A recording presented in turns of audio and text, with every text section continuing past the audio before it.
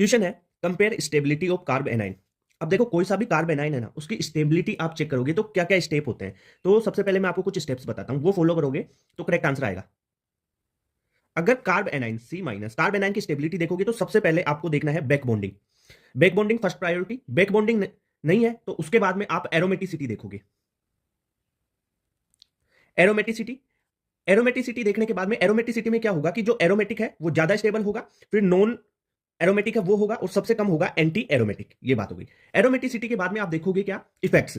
जो carb A9 की stability है ना, वो -m -h और -i इफेक्ट के डायरेक्टली प्रोपोर्शनल होती है, और इनवर्सली प्रोपोर्शनल होगी -1/+m, इनवर्सली प्रोपोर्शनल होगी +h के, और इनवर्सली प्रोपोर्शनल होगी +i के। ये कॉन्सेप्ट हो गया। इसके बाद में अगर आपको देखना है तो आप क्या देखोगे, ये अगर ये सारी कंडीशन नहीं है, सीरीज ये लगा रही है जैसे ट्रिपल बॉन्ड, डबल बॉन्ड और सिंगल बॉन्ड, तो उसमें आप ऐसे रख लो कि जो परसेंटेज एस करेक्टर है, यहाँ पे अलग कॉन्सेप्ट है, ये ध्यान रखना। परसेंटेज एस करेक्टर जितने ज्यादा तो इलेक्ट्रोनेगेटिविटी उतनी ज्यादा, और इलेक्ट्रोनेगेटिव एलिमेंट पे नेगेटिव चार्ज स्टेबल होगा। यानी मैं ऐसे बोल सकता हूं कि CH triple bond C minus, CH2 double bond CH minus और CH3 CH2 माइनस।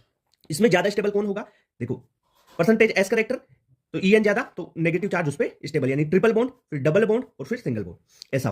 अब यहां पे देखो, यहां पे आपको सल्फर है और ऑक्सीजन है। देखो सल्फर के पास में क्या है? वैकेंट ऑर्बिटल, और ऑक्सीजन के पास में वैकेंट ऑर्बिटल है नहीं। नेगेटिव चार्ज वैकेंट ऑर्बिटल के साथ में क्या कर लेगा? बैक बॉन्डिंग कर लेगा। ठीक है, यहां पे कोई भी बैक बॉन्डिंग नहीं होगी, नो बैक बॉन्डिंग। ठीक है, तो ज्यादा स्टेबल कौन हो जाएगा? जिसमें बैक बॉन्डिंग है वो। तो करेक्ट आंसर क्या हो जाएगा? फर्स्ट ज्यादा स्टेबल है किससे? सेकंड से। ठीक है, ये कॉन्सेप्ट समझ में आया? बैक बॉन्डिंग नहीं आती तो एक डिटेल वीडियो में आपको बैक बॉन्डिंग बता दूंगा मैं। ठीक है, प्यूरिफिकेशन ऑफ ऑर्गेनिक कंपाउंड से क्वेश्चन आया जेल्डोल मेथड पे। क्वेश्चन क्या है था? Kjeldahl method for the estimation of nitrogen can be used to estimate the amount of nitrogen in which one of the following compound. किसमें Kjeldahl method है वो nitrogen का एस्टिमेट कर सकता है? तो देखो किसमें नहीं कर सकता, वो अगर आपको याद होंगे ना, वो 3-4 कंपाउंड है, उनके अलावा सारे में ये एस्टिमेट कर देगा। अगर आपके पास एजो ग्रुप आ जाए, एजो ग्रुप होता है N डबल बॉन्ड N, ये होता है एजो ग्रुप, या नाइट्रो ग्रुप आ जाए आपके पास, या कोई भी रिंग हो, बेंजीन रिंग हो जिसमें नाइट्रोजन हो, तो वहां पे अपन जेल्डोल मेथड से नाइट्रोजन का एस्टिमेशन नहीं कर सकते हैं। तो इसमें देखो नाइट्रो ग्रुप है, इसमें नहीं होगा। इसमें एजो ग्रुप है तो नहीं होगा। इसमें जो रिंग है उसमें नाइट्रोजन भी आ गया, तो यहां पे भी नहीं होगा। इसका आंसर हो जाएगा सेकंड, क्योंकि यहाँ पे NH2 है और कोई भी रिंग में नाइट्रोजन नहीं है।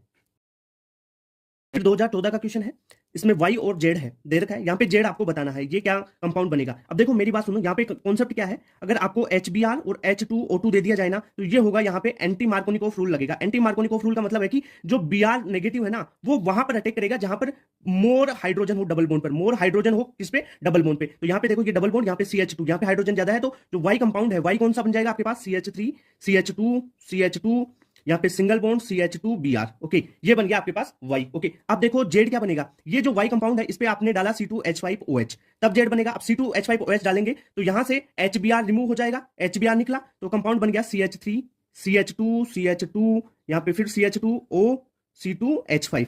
तो इसमें करेक्ट आंसर हो जाएगा कौन सा? फर्स्ट। क्वेश्चन है AIPMT 2015 का, the oxidation of benzene by V2O5 in the presence of air produce. अब देखो रिएक्शन बता देता हूं, ये रिएक्शन रटनी है भाई आपको सीधा। ठीक है, ये बेंजीन है, इसकी रिएक्शन V2O5 के साथ करवाते हैं लगभग 400 डिग्री सेल्सियस पे, तो ये अपने को मेलिक एनहाइड्राइड बना के देता है। मेलिक एनहाइड्राइड ये होता है, मेलिक एनहाइड्राइड के स्ट्रक्चर कुछ इस प्रकार से बनता है। ये हो गया आपका malic anhydride, malic anhydride. Okay, तो ये इसका करेक्ट आंसर हो गया फर्स्ट। नीट 2015 का क्वेश्चन है, a single compound of the structure is obtainable from ozonolysis of which of the following cyclic compound. इनमें से कौन से साइक्लिक कंपाउंड का ओजोनोलाइसिस करें कि ये अपने को कंपाउंड मिल जाए। अब देखो ओजोनोलाइसिस में सिंपली अगर दिया हुआ हो ना, तो अपन ये मानेंगे कि जो ये कंपाउंड है ना, यहाँ पे O3 जिंक या H2 अपन ने डाला है। ठीक है, तो अब देखो ओजोनोलाइसिस करो, यहाँ पे ओजोनोलाइसिस इसका करेंगे तो क्या होगा? यानी डबल बॉन्ड को तोड़ के अपने को ऑक्सीजन दोनों तरफ देना होता है। यहाँ पे ऑक्सीजन, इसको तोड़ा यहाँ पे ऑक्सीजन, इसको तोड़ा यहाँ पे ऑक्सीजन। अब देखो इस कंपाउंड को देखो, इस कंपाउंड को तोड़ा यहाँ से डबल बॉन्ड को, और दोनों तरफ ऑक्सीजन दिए ना, तो ये कंपाउंड बन गया। तो यानी ये इसका सही आंसर हो जाएगा। 2015 का क्वेश्चन है in the reaction with HCl an alkene react in according with the Markovnikov rule to give a product 1 chloro 1 methyl cyclohexane. यानी इनमें से कौन सा रिएजेंट HCl के साथ रिएक्शन करके मार्कोनिकोव रूल के थ्रू 1 क्लोरो 1 मिथाइल साइक्लोहेक्सेन देगा। तो पॉसिबल एल्किन कौन सी है? ये है या ये है या ये है? अपन बात करते हैं 1 क्लोरो 1 मिथाइल साइक्लोहेक्सेन, यानी प्रोडक्ट लिख लेते हैं पहले। 1 क्लोरो, यहाँ पे CH3 लगा दिया और यहाँ पे ही क्लोरो लगा दिया, क्लोरीन लगा दिया, तो ये हो गया 1 क्लोरो 1 मिथाइल साइक्लोहेक्सेन। अब ये प्रोडक्ट कैसे मिलेगा? मार्कोनिकोव रूल पूछा है, तो इसमें मार्कोनिकोव रूल क्या होता है कि नेगेटिव पार्ट वहां पे अटैक करता है डबल बॉन्ड या ट्रिपल बॉन्ड में जहां पर हाइड्रोजन की संख्या कम हो। अब इनमें देखो, इसमें हाइड्रोजन यहाँ पे कम है तो यहाँ पे ही क्लोरीन लग जाएगा, इसमें भी हाइड्रोजन देखो यहाँ पर कम है तो यहाँ पे क्लोरीन लग जाएगा, तो करेक्ट आंसर हो जाएगा थर्ड। ठीक है, कॉन्सेप्ट याद 2019 का an alkene a on reaction with O3 and zinc H2, ठीक है, गिव प्रोपेनोन एंड इथेनॉल। क्या बनाता है? प्रोपेनोन एंड इथेनॉल से कौन? ए। तो अब ए कौन सा होगा? प्रोपेनोन कौन सा है? प्रोपेनोन ये है आपका, और साथ में इथेनॉल क्या हो जाएगा? इथेनॉल दे रखा है, इथेनॉल, तो ये है CHO और CH3, ठीक है। अब देखो इस ए से बनाया ना ये कंपाउंड ओजोनोलाइसिस से, तो एक ट्रिक बताऊं, देखो ओजोनोलाइसिस आ जाएगा और मेन कंपाउंड पूछे ना प्रोडक्ट देके, तो इसका रिएक्टेंट के लिए आप यहां से ऑक्सीजन को रिमूव कर दो तो इसका मेन रिएक्टेंट बन जाएगा। रिएक्टेंट क्या बन जाएगा? CH3C, यहां पे एक CH3 लग गया, यहां पे डबल बॉन्ड के साथ CH बॉन्ड CH3। अब ये कंपाउंड आ गया। अब आगे बोला है कि इस कंपाउंड पे आप HCl की रिएक्शन करवाओ। इस कंपाउंड पे HCl की रिएक्शन कराओगे तो यहां से ये डबल बॉन्ड टूटेगा और कार्बोकेटाइन बनेगा। अब यहां पे कार्बोकेटाइन स्टेबल होगा 3 डिग्री पे, तो Cl यहां पे जुड़ जाएगा। तो जो लास्ट में फाइनल कंपाउंड बनेगा आपके पास वो बनेगा CH3C। यहां पे CH3 पहले था और Cl यहां पे जुड़ गया। आगे कंपाउंड CH3, यहां पे CH2 रह गया ना ये, तो इसमें आंसर हो जाएगा फर्स्ट आपका करेक्ट। क्वेश्चन है नीट 2020 का, an alkene on ozonolysis give methanol as one of the product its structure is. अब मेथेनॉल इनमें से कौन सी बना सकती है ओजोनोलाइसिस के थ्रू? अब एक चीज देख लो, बेसिक देख लो, ओजोनोलाइसिस है ना, अगर सिंपल दिया हुआ हो तो अपन मानेंगे कि रिडक्टिव ओजोनोलाइसिस है। रिडक्टिव ओजोनोलाइसिस होती है O3 जिंक और H2O, इसमें रिएजेंट होता है। ये होती कैसे है कि कोई भी मान लो जैसे CH2 डबल बॉन्ड CH2 है, तो यहां पे आपको सिंपली क्या करना है? डबल बॉन्ड को तोड़ना है और दोनों तरफ ऑक्सीजन देना है, यानी CH2O CH2O ऐसे कंपाउंड बनाना है, ठीक है। ये बात हो गई। अब देख लो इसमें मेथेनॉल किसमें बनेगा? मेथेनॉल होता है HCHO, यानी CH2O बनाना है, तो यहां से तोड़ेंगे तो नहीं बनेगा, यहां से तोड़ेंगे तब भी नहीं बनेगा, यहां से तोड़ेंगे जब CHO CH3 बनेगा। ये तो एथेनॉल हो गया, मेथेनॉल तो यहां से तोड़ने पर बनेगा ना, ये बनेगा मेथेनॉल CH2O, मेथेनॉल यहां से बन जाएगा, तो आंसर हो गया फर्स्ट करेक्ट। नीट 2019 का क्वेश्चन है, the most suitable reagent for the following conversion. अब देखो ये ट्रिपल बॉन्ड है, इससे डबल बॉन्ड में कन्वर्ट करना है और डबल बॉन्ड में भी कन्वर्ट करना है। देखो दोनों CH3 ग्रुप सेम साइड हो, यानी सिन एडिशन होना चाहिए आपके पास, सिन एडिशन दोनों सेम साइड हो। अब यहां पे देखो जिंक तो रिडक्शन कर देगा, सोडियम और लिक्विड अमोनिया ये कर सकता है भाई, ट्रिपल बॉन्ड को डबल बॉन्ड में बदलता है, पर ये कौन सा करता है? ये करता है एंटी। अगर ये डालेंगे ना तो CH3 एक इस साइड आ जाएगा, ठीक है, तो इसलिए इसको सही नहीं मानेंगे अपन। जो फाइनल आंसर होगा फोर्थ होगा, क्योंकि H2PD और जो क्यूनोलिन है या कोल है ये सिन एडिशन करता है। अब देखो अगर इसमें आपको क्यूनोलिन या कोल नहीं दिया हुआ, H2PD दिया हुआ हो ना, तो ये डबल बॉन्ड को सिंगल बॉन्ड में भी कन्वर्ट कर देता है, इतना पावरफुल होता है ये, ओके। 21 का क्वेश्चन है, the major product formed in dehydrohalogenation reaction of two bromopentane. ये 2-ब्रोमोपेंटेन बना लिया, इससे अपने पास बन रहा क्या है? पेंट 2 इन। पेंट 2 इन का मतलब कुछ ऐसा कंपाउंड, ये पेंट हो गया और 2 पे इन यानी डबल बॉन्ड लग गया, ये कंपाउंड बना है डीहाइड्रोहेलोजिनेशन करने से। तो ये पूछ रहा है कि this product form is based on, इस जो प्रोडक्ट का फॉर्मेशन किसके बेसिस पे हुआ है? हुंस रूल? नहीं, हुंस रूल होता है इलेक्ट्रॉन कॉन्फिगरेशन भरने पे। अकल रूल एरोमेटिसिटी के लिए होता है। अब देखो होकमोन है या सेथजेफ है, इसके लिए आप प्रोडक्ट को देखो। अगर ये प्रोडक्ट है, यहाँ पे जो डबल बॉन्ड है ना, इसको देख लो, डबल बॉन्ड के इर्द गिर्द दोनों, और अगर एल्किल ग्रुप ज्यादा हो तो वो होता है सेथजेफ, इसमें सेथजेफ होगा ये, ठीक है। सेथजेफ कैसे हुआ? कि जो डबल बॉन्ड है उसके दोनों और एल्किल ग्रुप है, यानी ज्यादा एल्किल ग्रुप होने चाहिए। होकमोन क्या होता है कि अगर ये कंपाउंड है, इसमें इस Br को यहां से हटा के यहां पे डबल बॉन्ड लगा दिया जाए तो ये हो गया हाफ मान प्रोडक्ट, ठीक है। अब जो ये बेसिक है ना वो देख लो, हाफ मान प्रोडक्ट माइनर होगा, ये होता है सेथजेफ मेजर, ओके, इतना क्लियर हो गया। नीट 2021 का क्वेश्चन है, the major product of the following chemical reaction. इस केमिकल रिएक्शन का मेजर प्रोडक्ट बताना है। अगर देखो मेरी बात सुनो, कॉन्सेप्ट क्या है इसका, कॉन्सेप्ट बताता हूं आपको। कॉन्सेप्ट ये रहेगा कि अगर आपको कोई भी पेरोक्साइड दिया हुआ हो, ये पेरोक्साइड है तो पेरोक्साइड प्लस आपको HBr दे दे, तो आपको यहां पर एंटी मार्कोनिकोव रूल लगाना है। कौन सा रूल लगाना है? Anti mark. Anti Markovnikov rule क्या बोलता है कि जो नेगेटिव पार्ट है, यानी HBr का नेगेटिव पार्ट Br माइनस है, वो वहां पर जुड़ेगा जहां पर हाइड्रोजन की संख्या ज्यादा होगी। अब इसमें देखो Br माइनस और H प्लस। अब देखो इस डबल बॉन्ड के इर्द गिर्द हाइड्रोजन कहां पे ज्यादा है? यहां पे ज्यादा है ना, तो Br यहां पे जुड़ जाएगा और H यहां पे जुड़ जाएगा। ये सीधा बात है एंटी मार्कोनिकोव रूल का। तो ये करेक्ट आंसर हो गया फोर्थ, Br यहां पे जुड़ गया, हाइड्रोजन यहां पे जुड़ गया। रिएक्शन दे रखी है और इसमें consider the above reaction and identify the missing reagent और केमिकल। ये जो NaOH के साथ में कौन सा रिएजेंट यहाँ पे मिसिंग है वो देखना है। देखो सबसे पहले रिएक्शन को ऑब्जर्व करो, CH3 CH2 COO- यानी कार्बोक्सिलिक एसिड का सोल्ट दे रखा है और इसमें से प्रोडक्ट बनाया, तब इसने क्या किया? एक कार्बन कम कर दिया, तो ये रिएक्शन होगी सोडा लाइम डीकार्बोक्सिलेशन रिएक्शन है, ठीक है। कौन सी रिएक्शन है? Soda lime decarboxylation. Soda lime decarboxylation में जो रिएजेंट होता है वो सोडा लाइम होता है, और सोडा लाइम क्या होता है? NaOH plus CaO। NaOH plus CaO होता है, तो इसमें NaOH का मिसिंग क्या है? CaO, तो करेक्ट आंसर हो गया सेकंड। नीट 2022 का क्वेश्चन, इंपॉर्टेंट क्वेश्चन है, compound acts on reaction with O3 followed by zinc और H2, यानी रिडक्टिव ओजोनोलाइसिस करवाया है, तो इससे अपने को मिला है फॉर्मेल्डिहाइड और 2-मिथाइल प्रोपेनॉल। मान लो कोई भी एक्स कंपाउंड है, इस पे आपने O3O डाला, साथ में जिंक और H2 डाला, यानी रिडक्टिव ओजोनोलाइसिस करवाया, तो आपको कंपाउंड कौन कौन से मिले? 2-मिथाइल प्रोपेनॉल। 2-मिथाइल प्रोपेनॉल होता है CH3C CH3CH CHO, ये मिला, और फॉर्मेल्डिहाइड प्लस फॉर्मेल्डिहाइड HCHO, ये कंपाउंड मिल गया। अब आपको ढूंढना है कि एक्स क्या है, तो देखो ऐसा अगर दिया हुआ हो ना, तो आपको सिंपल सी बात क्या करनी है, यहाँ पे जो ऑक्सीजन है ना, ये दोनों इनको रिमूव कर देना है बस। अगर ये रिडक्टिव ओजोनोलाइसिस में प्रोडक्ट पूछे तो सीधा तरीका बता रहा हूं, तो कंपाउंड क्या बन गया? CH3CH, यहाँ पे CH3, ये CH और डबल बॉन्ड से जुड़ जाएगा ये CH2, तो ये कंपाउंड क्या हो गया? ये देखो इधर से नंबरिंग करते हैं तो 1 2 3 4, 2 1 पे क्या हो गया? इन हो गया, और 3 पे क्या हो गया? मिथाइल हो गया, तो इसका करेक्ट आंसर हो गया fourth, 3 methyl but 1 ene, okay. 2022 का क्वेश्चन है, the decreasing order of boiling point of the following alkene, choose the correct answer. देखो ये जो एल्केन्स दे रखी है इसमें बॉइलिंग पॉइंट देखना है। बॉइलिंग पॉइंट का जो कॉन्सेप्ट है ना, कॉन्सेप्ट बताता हूँ। कॉन्सेप्ट क्या है कि जो बॉइलिंग पॉइंट है वो सीधा प्रोपोर्शनल होता है नंबर ऑफ कार्बन, जो चेन है ये इसमें कितने कार्बन है, या बॉइलिंग पॉइंट अगर कार्बन सेम हो जाए तब आपको देखना है 1 अपॉन ब्रांचिंग, यानी जितनी ज्यादा ब्रांचिंग होगी उतनी ही कम होगी बॉइलिंग पॉइंट। ठीक है, ये बात होगी। अब देख लो क्वेश्चन कैसे है। हेप्टेन में 7 कार्बन है, ठीक है, ब्यूटेन में 4 कार्बन है, 2 मिथाइल ब्यूटेन में 5 कार्बन है। अब देखो 2 मिथाइल प्रोपेन में वही 4 कार्बन, फिर हेक्सेन में 6 कार्बन। तो सबसे पहले आएगा 7 कार्बन वाला, फिर देखो 6 कार्बन वाला, फिर 5 कार्बन वाला, फिर देखो ये ब्यूटेन में भी 4 कार्बन है और 2 मिथाइल प्रोपेन में भी 4 कार्बन है। बट ब्यूटेन में देखो, ब्यूटेन तो सीधा ब्यूटेन ये हो गया ना, जबकि 2 मिथाइल जो क्या है प्रोपेन है ना, 2 मिथाइल प्रोपेन, वो कुछ ऐसा हो जाएगा, ये 2 मिथाइल प्रोपेन, तो इसमें ब्रांचिंग आ गई तो इसका बॉइलिंग पॉइंट कम हो जाएगा। तो करेक्ट आंसर हो गया अपना सेकंड। क्वेश्चन है 2019 का, among the following the reaction that proceed through an electrophilic substitution reaction. Electrophilic substitution reaction कौन सी है इनमें से, वो देखते हैं। देखो यहाँ पे बेंजीन Cl2 यूवी लाइट के प्रेजेंस में ये तो क्या होती है, फ्री रेडिकल मैकेनिज्म से होती है ना, फ्री रेडिकल। ओके, ये बात हो गया। सेकंड बात करते हैं, ये यहाँ पे देखो OH, ये इसका सब्स्टिट्यूशन हुआ है Cl के द्वारा, बट यहाँ पे न्यूक्लियोफिलिक सब्स्टिट्यूशन हुआ है, ध्यान रखना न्यूक्लियोफिलिक सब्स्टिट्यूशन हुआ है। यहाँ पर भी जो है वो ये हटा है और यहाँ से पर Cl सब्स्टिट्यूट हुआ है, तो ये भी न्यूक्लियोफिलिक सब्स्टिट्यूशन है। बट यहाँ पे देखो AlCl3 Cl2 और बेंजीन है रिएक्शन की, यहाँ पे Cl लगा, हाइड्रोजन हटा, तो यहाँ पे इलेक्ट्रोफिलिक सब्स्टिट्यूशन हुआ है। कैसे, यहाँ पे जो Cl2 है ना वो Cl प्लस आपने यहाँ पे ले रखा है AlCl3, ये Cl एक AlCl3 के साथ मिलकर AlCl4 बना लेगा और यहाँ से Cl प्लस जनरेट होगा, और ये Cl प्लस जनरेट हो रहा है ना, यही इलेक्ट्रोफिलिक सब्स्टिट्यूशन करवाएगा। तो इसका करेक्ट आंसर हो गया फोर्थ। 2022 का क्वेश्चन है, इनकरेक्ट स्टेटमेंट देखना है। देखो स्टेटमेंट फर्स्ट है, the product obtained by SN2 reaction of halo alkane having chirality, बिल्कुल सही है। At the reactive site show inversion of configuration, बिल्कुल सही बात है, करेक्ट स्टेटमेंट है ये। सेकंड है, एनेंशियोमर आर सुपर इंपोजिबल, गलत हो गया भाई। ये एनेंशियोमर होते हैं ना जो नॉट सुपर इंपोजिबल होते हैं mirror image of each other, तो यानी सुपर इंपोज नहीं करेंगे एक दूसरे के मिरर इमेज नहीं। Okay, not superimposable mirror image होते हैं कौन, एनेंशियोमर। ये गलत हो गया ये स्टेटमेंट, तो करेक्ट आंसर ये हो गया। A racemic mixture show zero optical rotation, सही है। SN1 रिएक्शन यील्ड 1/1 रेशियो में होती है मिक्सचर, बोथ एनेंशियोमर, ये भी सही है, तो करेक्ट आंसर सेकंड हो गया इसका।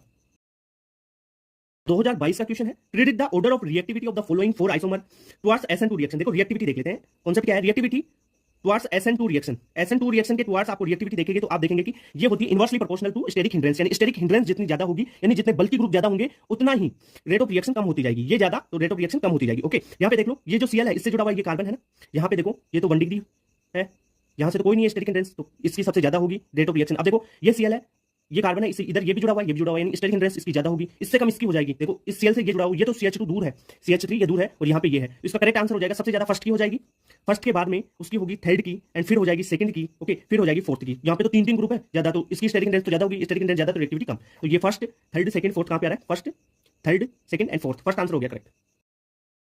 नीट 2018 का क्वेश्चन है, hydrocarbon A react with bromine by substitution to form a alkyl bromide which by Wurtz reaction is converted to gaseous hydrocarbon containing less than 4, 4 से कम होने चाहिए। अब देख लो इसमें कैसे कंपाउंड बनेगा। देखो जो वुड्स रिएक्शन है यानी एल्केन होना चाहिए, तो एल्केन 2 ही है आपके पास, ठीक है, करवाते हैं रिएक्शन, जैसे इसको लेके करवाते हैं, CH4 को लेके करवाते हैं। जैसे CH4 आपने डाला क्या, ब्रोमीन, Br2 डाल दिया HNO के साथ, अब क्या होगा यहाँ से CH3 और Br बन जाएगा। अब इसके आगे क्या बोल रहा है कि एल्किल ब्रोमाइड का आपको क्या करवाना है, वुड्स रिएक्शन, इसकी वुड्स रिएक्शन करवा दी सोडियम या सोडियम ड्राई ईथर के साथ। ओके, वुड्स रिएक्शन से क्या कंपाउंड मिला, CH3 और CH3। देखो ये चार कार्बन है उससे कम का कार्बन का कंपाउंड है, ठीक है, सही बात है। अब यहाँ पे देख लो, अगर अपन ने CH3 ले लेते ना, तो ये चार कार्बन का बन जाता, इसलिए अपन ने इस कंपाउंड को नहीं लिया, आंसर हो गया 2, सेकंड हो गया इसका आंसर करेक्ट। ओके, कॉन्सेप्ट ये 2018 का क्वेश्चन है, इन द रिएक्शन, ये रिएक्शन दे रखी है, द इलेक्ट्रोफाइल इन्वॉल्व इज। अब देखो ये रिएक्शन कौन सी है, राइमर टिमान रिएक्शन है ये। इसका कॉन्सेप्ट देख लो, कौन सा इलेक्ट्रोफाइल इन्वॉल्व होगा वो अपन यहाँ से रिएक्शन करवा के देख लेते हैं। तो देखो कॉन्सेप्ट क्या होगा, CHCl3 प्लस NaOH अगर रिएक्शन करता है तो आपके पास ये बनता है CCl2 डाइक्लोरोकार्बिन बनेगा एक, तो साथ में NaCl निकल जाएगा और साथ में H2O निकल जाएगा। ओके, तो यहाँ पे जो ये डाइक्लोरोकार्बिन होता है CCl2, ये इलेक्ट्रोफाइल के रूप में यहाँ पे काम करता है, तो इसका करेक्ट आंसर हो जाएगा सेकंड, ये राइमर टिमान रिएक्शन है। नीट 2017 का क्वेश्चन है, the most suitable method of separation of 1/1 mixture of ortho and para nitrophenol. Ortho and para nitrophenol को अपन सेपरेट कर सकते हैं किसके द्वारा, स्टीम डिस्टिलेशन, क्योंकि इसमें हाइड्रोजन बॉन्डिंग होगी और ड्यू टू हाइड्रोजन बॉन्डिंग अपन इसको स्टीम डिस्टिलेशन से सेपरेट कर सकते हैं 1/1 के रेशियो में। ओके, तो करेक्ट आंसर स्टीम डिस्टिलेशन।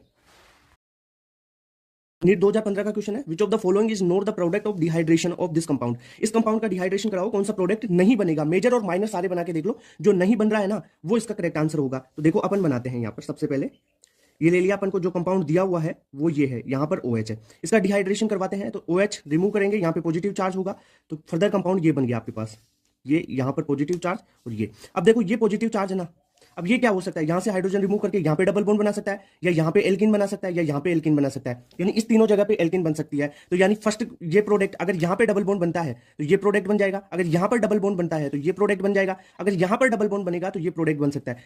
या अगर यहां पे तो कोई डबल बॉन्ड लगेगा ही नहीं, क्यों नहीं लगेगा, क्योंकि प्लस चार्ज यहां पे है तो हाइड्रोजन यहां से रिमूव होकर यहां पे ही बन सकता है डबल बॉन्ड। तो इसका मतलब ये नहीं बनेगा, तो इसका करेक्ट आंसर होगा first. Among the following ethers, which one will produce methyl alcohol on treatment with hot concentrate HI? इसके लिए कॉन्सेप्ट देखना पड़ेगा। वो कॉन्सेप्ट है क्या, अगर ये मान लो ये ईथर है, इसकी रिएक्शन HI या HX के साथ करवाते हैं, तब H+ जुड़ेगा तो ये कंपाउंड ऐसे बन जाएगा, क्योंकि इसके पास लोन पेयर है, ये यहां गए तो ये कंपाउंड आ गया। अब ये X- है, ये जुड़ेगा ना इसके साथ, तो या तो SN1 के थ्रू जुड़ेगा या SN2 के थ्रू जुड़ेगा। अब SN1 के थ्रू कब जुड़ेगा, SN2 के थ्रू कब जुड़ेगा, ये देखो पूरा चीज लिखा है। अगर R या R' 1 डिग्री या 2 डिग्री हो तो SN2 के थ्रू जुड़ेगा, और SN2 के थ्रू जुड़ेगा तो इसका मतलब है कि जो है यहां पर आपको SN2 में लेस स्टेरिक हिंड्रेंस वाला जो है वो देखना पड़ेगा R, और SN1 के थ्रू स्टेबल कार्बोकेटाइन देखना पड़ेगा। अगर रेजोनेंस स्टेबल या 3 डिग्री होना तब SN1 के थ्रू जुड़ेगा। अब देख लो यहां पे जो है क्या होगा, ये देखो 3 डिग्री है, 3 डिग्री है, R या R' 3 डिग्री है, तो ये जुड़ेगा किसके थ्रू, SN1 के थ्रू। और SN1 क्या बोलता है कि स्टेबल कार्बोकेटाइन बनना चाहिए, वहां पर जो है नेगेटिव पार्ट जुड़ जाएगा, मतलब जो I- है वो वहां पर जुड़ेगा जहां पर स्टेबल कार्बोकेटाइन बन रहा हो। देखो स्टेबल कार्बोकेटाइन यहां पर अगर इसका यहां से तोड़ते हैं, यहां पे कार्बोकेटाइन बनाते हैं तो ये 1 डिग्री है, और यहां पर बनाते हैं तो ये 3 डिग्री कार्बोकेटाइन, तो 3 डिग्री कार्बोकेटाइन ज्यादा स्टेबल होगा।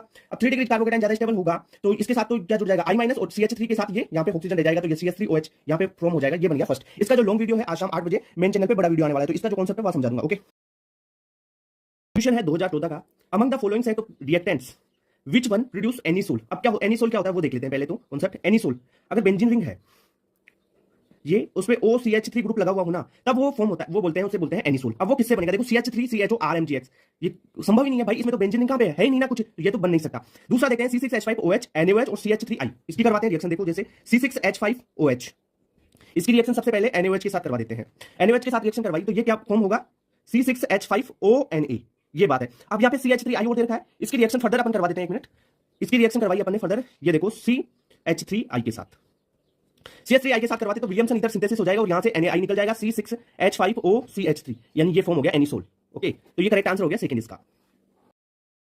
क्वेश्चन है most acidic compound among the following is, इनमें से सबसे मोस्ट एसिडिक कौन सा है, और अपन ऑर्डर भी देखेंगे, इसका कॉन्सेप्ट क्या है वो भी सीखने वाले हैं। मोस्ट एसिडिक के लिए तो अपन देख लेते हैं कि जो यहाँ पे COOH है, कार्बोक्सिलिक एसिड है, और यहाँ पर CH3 ग्रुप आ जाए, बल्कि ग्रुप आ जाए कौन सा भी CH3 आ जाए, तो यहाँ पे ऑर्थो इफेक्ट लग जाता है और ये सबसे ज्यादा एसिडिक हो जाता है, तो इसकी एसिडिक स्ट्रेंथ सबसे ज्यादा होगी, यानी मोस्ट एसिडिक हो गया। अब कॉन्सेप्ट क्या है वो देख लेते हैं। जो एसिडिक स्ट्रेंथ है, एसिडिक स्ट्रेंथ डायरेक्टली प्रोपोर्शनल होगी -M इफेक्ट, -H इफेक्ट और -I इफेक्ट। इसके बाद में अपन देखें तो अगर कंपाउंड है +I में तो अपने पास ये होगा +I इफेक्ट, इनवर्सली प्रोपोर्शनल होगा, फिर होगा 1/+H इफेक्ट, और फिर उसके बाद में होगा 1/+M इफेक्ट। अभी मैं ओवरऑल ऑर्डर देख लेंगे, सबसे ज्यादा 2 का होगा, उसके बाद में 1 का होगा, फिर देखते हैं ये दोनों कंपाउंड है, इसमें ये +H ग्रुप दिखा रखा है, +H इफेक्ट, और यहाँ पे +I इफेक्ट, तो +I इफेक्ट पहले आएगा, +H बाद में आएगा। ओके, तो इसका करेक्ट आंसर हो गया, पहले थर्ड आ गया, उसके बाद में fourth. Which of the following will not be soluble in sodium hydrogen carbonate, ये हो गया सोडियम हाइड्रोजन कार्बोनेट NaHCO3। अब देखो कॉन्सेप्ट क्या है कि जो NaHCO3 है ना, ये एसिड के साथ रिएक्शन करके क्या देगा, H2CO3 देगा, और कौन सा इससे रिएक्शन करेगा, NaHCO3 से वो रिएक्शन करेगा जो H2CO3 से ज्यादा एसिडिक हो, ठीक है, यानी उनसे कम एसिडिक ये होना चाहिए, यानी इससे ज्यादा एसिडिक जो होंगे ना वो NaHCO3 से रिएक्शन दे देंगे। इतनी बात क्लियर। अब देखो इसमें 2,4,6 ट्राइनाइट्रोफिनोल, ये मोर एसिडिक है, इसे बोलते हैं पिक्रिक एसिड, ये तो भाई बहुत खतरनाक एसिडिक है। बेंजोइक एसिड, ये भी खतरनाक एसिडिक है। यहाँ पे और नाइट्रोफिनोल, ये कम एसिडिक है, इसकी और H2CO3 की लगभग बराबर से रहती है, ऑर्थोनाइट्रोफिनोल और H2CO3 की बराबर से रहती है। और बेंजीन सल्फोनिक एसिड, ये भी ज्यादा एसिडिक है H2CO3 से। देखो यहाँ पे एक चीज बोलूं तो ये क्वेश्चन में ना बेस्ट आंसर थर्ड जा रहा है, ऑर्थोनाइट्रोफिनोल। क्यों, ये सबसे कम एसिडिक यही है यहाँ पे इन तीनों ऑप्शंस में, इस 4 ऑप्शंस में, बट ऑर्थोनाइट्रोफिनोल भी H2CO3 के साथ रिएक्शन करता है। ऑर्थोनाइट्रोफिनोल फिर उसके बाद में H2CO3 आता है, ओके, एसिडिक स्ट्रेंथ में। तो करेक्ट आंसर इसके अनुसार करेक्ट आंसर ऑर्थोनाइट्रोफिनोल है, बट ऑर्थोनाइट्रोफिनोल नॉट सोल्यूबल नहीं भाई, सोल्यूबल होता है, रिएक्शन देता है। ओके, क्वेश्चन है the heating of phenyl methyl ether. Phenyl methyl ether ये हो गया, ये फिनाइल और ये OCH3, ये फिनाइल मिथाइल ईथर हो गया, इसकी रिएक्शन करवानी है HI के साथ, ठीक है। इसका कॉन्सेप्ट का जो फुल वीडियो है ना वो मैंने चैनल पे डाल रखा है, वहां से भी देख सकते हैं आप कैसे तोड़ते हैं इसको। अब देखो ये फिनाइल मिथाइल ईथर को कुछ इस प्रकार लिख लेते हैं आप, ऐसे, ठीक है, ऐसे लिख लेते हैं इसको, ये O यहां से CH3 रिएक्शन करवानी है। अब देखो HI की रिएक्शन करवानी है ना, तो देखो ये ऑक्सीजन इसके लोन पेयर इसके साथ रेजोनेंस में है, तो ये बॉन्ड यहां से तो टूटेगा नहीं, पहली बात। और एक कारण हो रहा है कि जो आपका फेनिल कार्बोकेटाइन है ना वो भाई अनस्टेबल होता है, इसलिए भी नहीं टूटेगा, तो ये बॉन्ड यहां से टूटेगा, ठीक है। यहां से टूटा तो I- इसके साथ जाएगा, H इसके साथ जाएगा, ठीक है। ओके, सिंपल बात होगी। इसका मेन जो कॉन्सेप्ट है ना वो भी मैं बता चुका हूं, ठीक है, मेन कॉन्सेप्ट ये है इसका, ये बहुत से वीडियोस में बता चुका हूं, ठीक है। अब देख लो ये यहां से टूटा तो यहां पे क्या बन जाएगा, एक तो बन जाएगा इसके क्या, फिनोल प्लस CH3I। ओके, तो इसमें आंसर है फिनोल। नीट 2022 का क्वेश्चन है स्टेटमेंट टाइप, दे रखा है ल्यूकास टेस्ट के बारे में। तो सबसे पहले इसमें दे रखा है पहला statement, in Lucas test primary secondary and tertiary alcohol are distinguish, यानी प्राइमरी सेकेंडरी और टर्सरी एल्कोहल को डिस्टिंग्विश कर सकते हैं on the basis of their reactivity. बिल्कुल सही बात है। और लुकास रिएजेंट क्या होता है? कॉन्सेंट्रेट HCl और ZnCl, तो ये स्टेटमेंट बिल्कुल सही है। ओके, सेकंड बात, primary alcohols are most reactive and immediately produce turbidity, ये बिल्कुल गलत है। इनमें प्राइमरी एल्कोहल मोस्ट रिएक्टिव होती नहीं है भाई, सबसे रिएक्टिविटी होती है थर्ड की ज्यादा, फिर सेकेंडरी और फिर प्राइमरी एल्कोहल। ओके, सबसे कम होती है प्राइमरी की, तो ये सेकंड स्टेटमेंट रॉन्ग हो गया। तो करेक्ट आंसर हो गया first is correct and statement second is incorrect, second answer correct हो गया।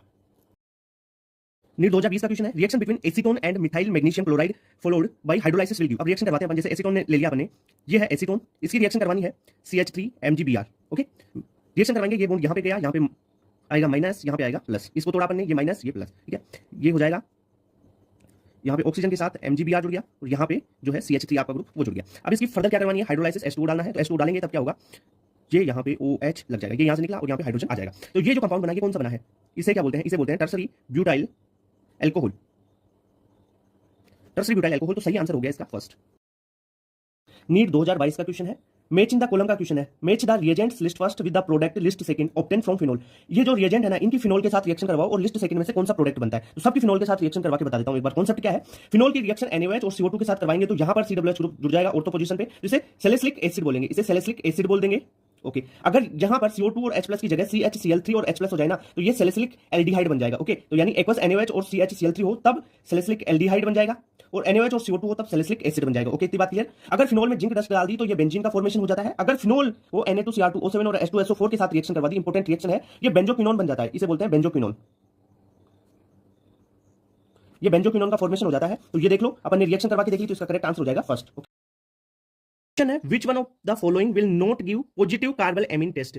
जो कार्बाइल एमीन टेस्ट होता है ना, वो कौन देता है? वो देता है 1 degree amine. Okay, 1 degree amine होगी ना, वो ये रिएक्शन देगी। ओके, अब इसमें से 1 डिग्री कौन सी है? ये भी है 1 डिग्री, ये भी 1 डिग्री है, ये भी 1 डिग्री है, ये देखो 2 डिग्री है, नाइट्रोजन से 2 CH3 जुड़े हुए हैं ना 2 डिग्री, तो ये नहीं देगा, नॉट गिव। ओके, अब देख लो ये रिएक्शन होती क्या है वो बता देता हूं। Carbylamine test, primary amine RNH2 chloroform CHCl3 plus 3 mole जो है एल्कोहलिक KOH लेना पड़ेगा। ठीक है, ये लेते हैं तब आपको फॉर्म होता है ये isocyanide RNC plus 3 KCl plus 3 H2O। ठीक है, ये RNC है ना, ये है आइसोसाइनाइड। ओके, आइसोसाइनाइड ये फॉर्म होता है, इसकी स्मेल होती है ना, फाउल स्मेल होती है। ठीक है, तो ये एक कंफर्मेटरी टेस्ट होता है 1 डिग्री एमीन्स का। रिएक्शन है AIPMT, क्वेश्चन है AIPMT 2014 का, in the following reaction the product A। ये रिएक्शन करवानी है और प्रोडक्ट A मिलता है येलो डाई, इसका मतलब इसकी कपलिंग रिएक्शन होगी। और कपलिंग रिएक्शन में क्या होता है?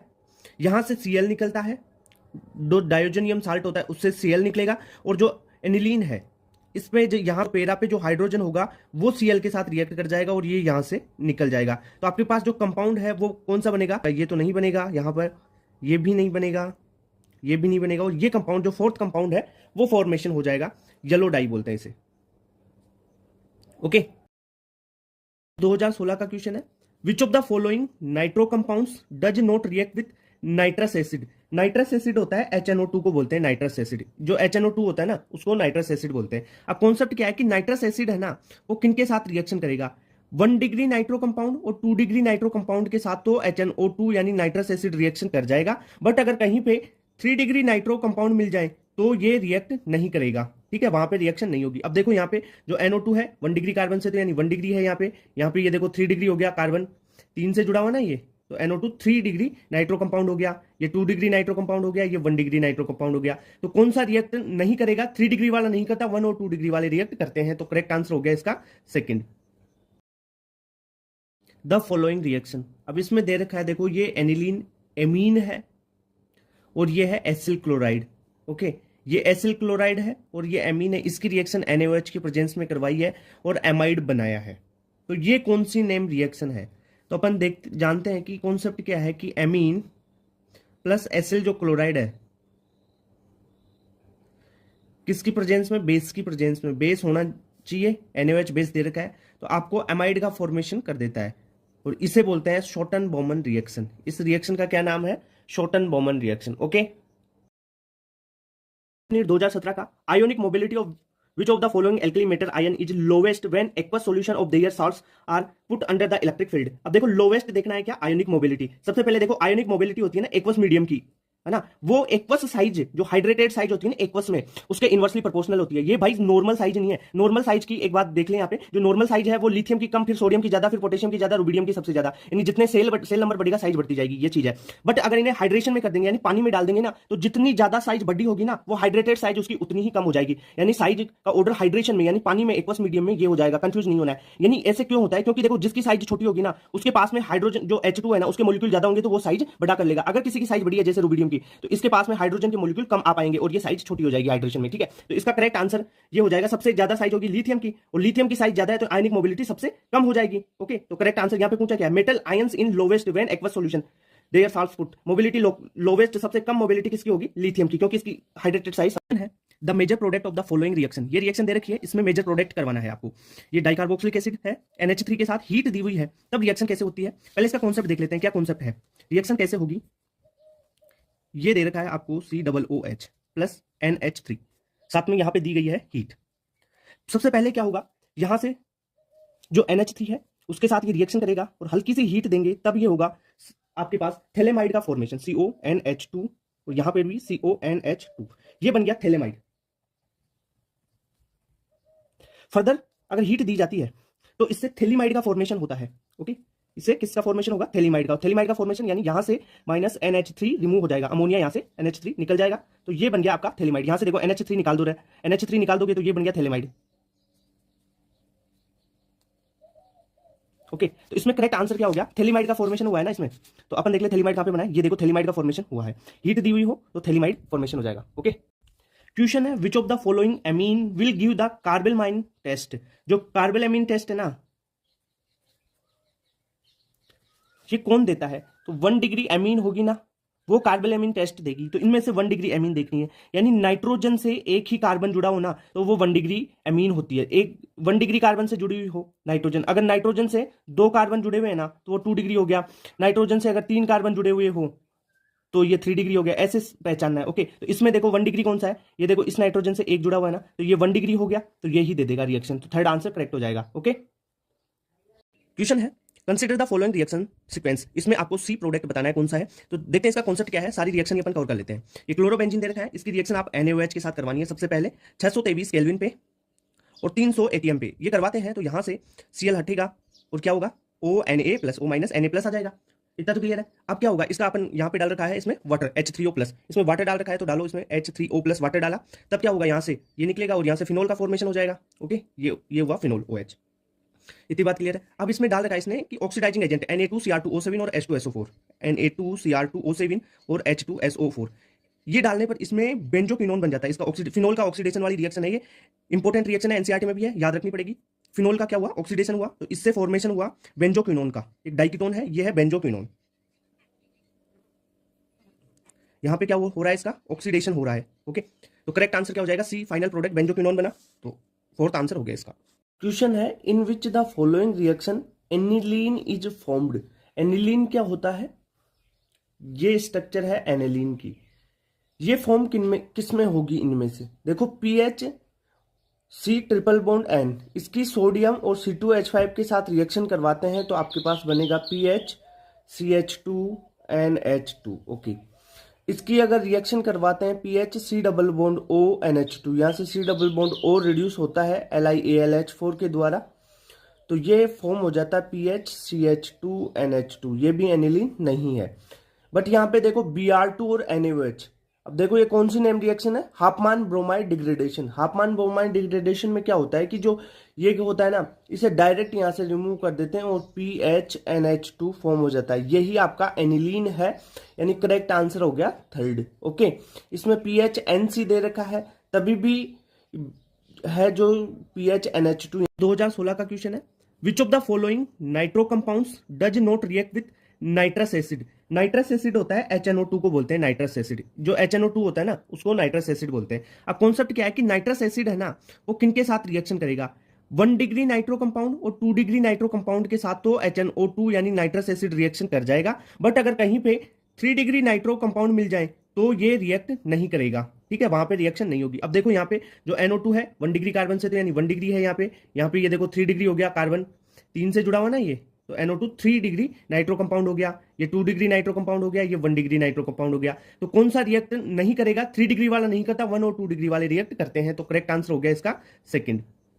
फिर ये क्वेश्चन आया HI वाला, इसका पूरा कॉन्सेप्ट मैंने एक 5 मिनट की वीडियो में समझा रखा है, वहां से देख सकते हो आप। Anisole on cleavage with, anisole क्या होता है? सबसे पहले तो यही देख लेते हैं अपन, यहाँ पे बना लेते हैं एनिसोल की स्ट्रक्चर।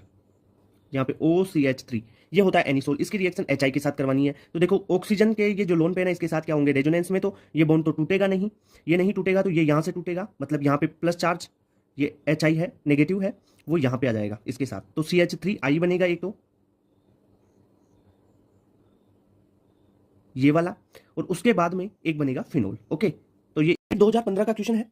क्वेश्चन है in the reaction with HCl an alkene react in according with the Markovnikov rule to give a product 1 chloro 1 methyl cyclohexane. यानी इनमें से कौन सा रिएजेंट HCl के साथ रिएक्शन करके मार्कोनिकोव रूल के थ्रू 1 क्लोरो 1 मिथाइल साइक्लोहेक्सेन देगा? तो पॉसिबल एल्किन कौन सी है? ये है या ये है या ये है? अपन बात करते हैं 1 क्लोरो 1 मिथाइल साइक्लोहेक्सेन, यानी प्रोडक्ट लिख लेते हैं पहले।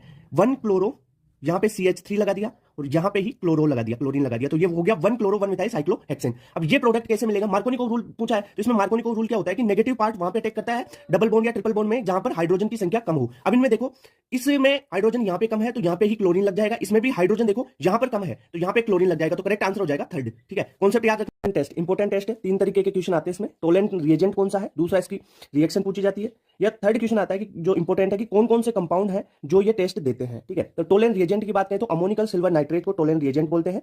इसको बनाते कैसे हैं? NH4OH और AgNO3 का मिक्सचर लिया जाता है, उससे अमोनिकल सिल्वर नाइट्रेट मिल जाता है। यानी बेसिकली यहाँ से जो Ag है, सिल्वर है, वो +1 में मिलता है। ओके, जो रिएक्शन में काम आएगा आगे। इसकी रिएक्शन कार्बोनिल कंपाउंड से करवाते हैं। ओके, तब क्या होता है? एक तो कार्बोक्सिलिक एसिड का सोल्ट मिल जाएगा, और दूसरा Ag है ना, Ag +1 से 0 ऑक्सीडेशन स्टेट में चला गया, यानी Ag का तो क्या हो गया? रिडक्शन हो गया, और जो कार्बोनिल कंपाउंड था ये, इसका कार्बोक्सिलिक एसिड का सोल्ट बन के ऑक्सीडेशन हो गया। ओके, तीसरा क्वेश्चन आता है कि कौन कौन कंपाउंड हैं जो ये टेस्ट देंगे? तो एलिफेटिक एल्डिहाइड मिल जाए आपको, वो टोलेंट टेस्ट देता है। एरोमेटिक एल्डिहाइड टोलेंट टेस्ट देता है, और जो फॉर्मिक एसिड है HCOOH वो भी ये टेस्ट देता है। अगर आपको कीटोन मिले कहीं पे तो ध्यान रखना, कीटोन टोलेंट टेस्ट नहीं देते हैं। ओके, ऑर्गेनिक केमिस्ट्री में बॉइलिंग पॉइंट का क्वेश्चन आए ना, तो यहां से सोल्व होगा। कैसे सोल्व होगा? क्वेश्चन में अगर नंबर ऑफ कार्बन ज्यादा दिए हुए हों तो उसका बॉइलिंग पॉइंट ज्यादा होगा। अगर ब्रांचिंग हो जाए, यानी ब्रांच हो जाए, जैसे अपन ने ब्रांच यहाँ पे ये ब्रांचिंग हो गई कार्बन में, तो उस ब्रांचिंग वाले की घट जाती है बॉइलिंग पॉइंट। जितनी ज्यादा ब्रांच होगी बॉइलिंग पॉइंट इनवर्सली प्रोपोर्शनल होता है उसके। ओके, अब बात करें कि inter hydrogen bond, polar non polar, इनमें सबसे ज्यादा किसका होगा वो बात कर लेते हैं। जैसे NCERT में दे रखा है कि एल्कोहल का ईथर से ज्यादा होता है। क्यों? क्योंकि जो एल्कोहल है इसमें OH ग्रुप है ये, और यहाँ पे इंटर हाइड्रोजन बॉन्डिंग हो सकती है, किसी दूसरे एल्कोहल के साथ इंटर हाइड्रोजन बॉन्डिंग कर सकते हैं। ये बात हो गई। ईथर का है एल्केन से ज्यादा, एल्केन में तो देखो नॉन पोलर है, यहाँ पे ईथर में ऑक्सीजन आ गया तो पोलरिटी हो जाती है ना, तो इस कारण ये पोलर है, तो इसका बॉइलिंग पॉइंट एल्केन से ज्यादा हो गया। ये बात तो समझ लो, पूरी लिस्ट भी बता दूंगा कि किसमें कितना ज्यादा है। अब देखो, जो एक क्वेश्चन और आता है PYQ में भी आया हुआ है कि इंटर मोलिकुलर हाइड्रोजन बॉन्डिंग और इंट्रा मोलिकुलर हाइड्रोजन बॉन्डिंग। अब देखो यहाँ पे है ये पैरा पोजीशन पे NO2, और यहाँ पे ऑर्थो पे जो पेरा पे है वो करेगा इंटरमोलिकुलर हाइड्रोजन बॉन्डिंग किसी दूसरे के साथ। ये इसके साथ तो कर नहीं सकता ना, कोई दूसरा ऐसा कंपाउंड पेरा वाला प्रोडक्ट होगा उसके साथ होगा। अब यहाँ पे ऑर्थो पे है तो ये देखो यहाँ से OH है और ऑर्थो पे NO2 लगा हुआ है, तो ये इसके साथ कर लेगा। क्वेश्चन है among the following compound one which will not show keto enol tautomerism. अब देखो कीटोइनोल टोटोमेरिज्म के लिए जैसे कार्बन डबल बॉन्ड कार्बन, यहाँ पे एक सिस्टम ले लो, कोई भी XYZ से कार्बन CH3 CH2 या CH3 carbon double bond O, ये हाइड्रोजन ले लो। ठीक है, ऐसा सिस्टम है।